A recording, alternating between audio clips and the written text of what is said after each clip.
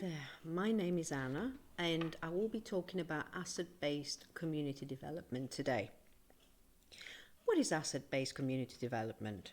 Well, according to the ABCD Institute, asset-based community development begins with the gifts of people and their capacity to organise to create the world they want to see.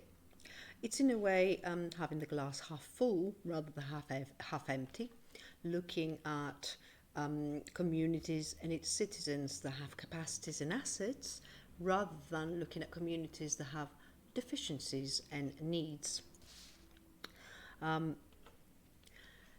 ABCD in a way is a methodology for the sustainable development of communities based on their strengths and potentials.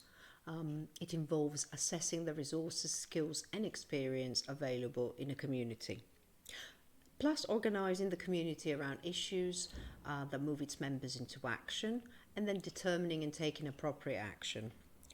This was a definition by John McKnight and John Kretzmann of the ABCD Institute. The ABCD Institute was developed at DePaul University in Chicago, and John McKnight and John Kretzmann were the creators of the asset-based community development methods. So what is in fact ABCD? Yes, we gave a definition. However, if we are to go into more depth about what ABCD is, would say it's a methodology that builds on the assets that are found in the community and mobilizes individuals, associations and institutions to come together to realize and develop their strengths. This makes it different, as we said previously, to a deficit-based approach that focuses on identifying and servicing needs.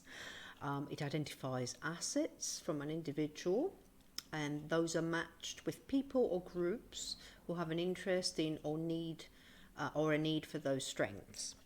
The key is beginning to use what is already in the community. So let's recap for a second. So ABCD is not an approach based on deficiencies. It builds on existing strengths, skills and assets within a community. It mobilizes individuals, and it is a community driven and not a top-down, done-to-them approach. So if we look at deficit-based versus asset-based approaches, we can say that, for example, the traditional institutional or clinical deficit-based approaches look at problems, whereas the asset-based approaches look at possibilities. Deficit-based approaches often look at blame, what's missing, scarcity, risks, needs, or control outside, from the outside in, top-down approaches, clients as passive receivers, and is mainly provider-led. Whereas asset-based approaches look at shared ownership, so people and organizations co-owning or collaborating. What's there already, the abundance in a community, courageous leadership, and things such as strengths, capacities and assets. ABCD leads by stepping back and is an inside-out approach which enables people to do things rather than having things being passive receivers and having things done to them, and it sees them as co-producers and active creators.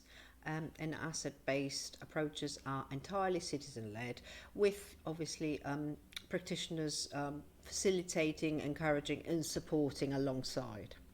So ABCD's community-driven approach is keeping with the principles and practice of actual participatory approaches development, where active participation and empowerment and the prevention of disempowerment are the basis of practice.